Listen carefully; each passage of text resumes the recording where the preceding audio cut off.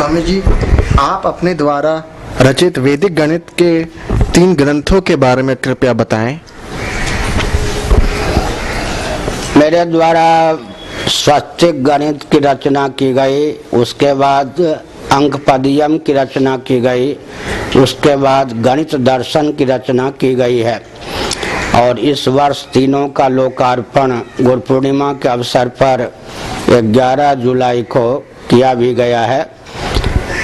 इन तीनों ग्रंथों में जिन सूत्रों का मैंने प्रयोग किया है उन सब का स्थल वेदों में, गीता आदि ग्रंथों में कहाँ है उल्लेख कर दिया है, ताकि भविष्य में कोई आक्षेप न करे कि ये सूत्र मनगढ़ंत हैं।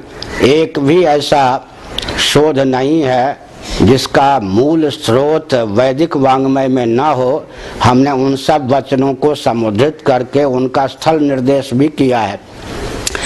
इन तीनों ग्रंथों की अपूर्वता क्या है कि गणना, अंकों की गणना शून्य से प्रारंभ होनी चाहिए, और शून्य कोई अभाव पदार्थ नहीं है बल्कि भाव पदार्थ है।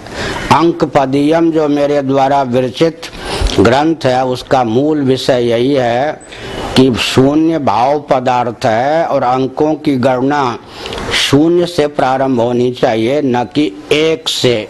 जब तक शून्य से गणना प्रारंभ नहीं होगी तब तक चिकित्सा क्षेत्र में, अंतरिक्ष विज्ञान में, ज्योतिष इत्यादि में जो विसंगतियां हैं वो विसंगतियां सृष्टि को प्रभावित करती रहेंगी और उचित विकास विज्ञान का भी संभव नहीं होगा।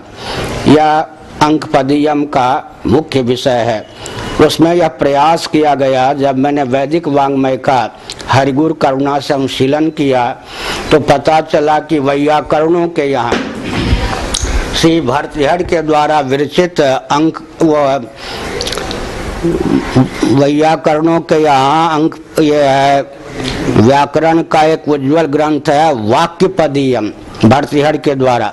उसका जब मैंने अनुशीलन किया तो विचित्र तथ्य पाया कि सृष्टि का मूल स्फोट होता है, जिसको हम कहते हैं शब्द ब्रह्म, परावाक, उससे सृष्टि की अभिव्यक्ति होती है।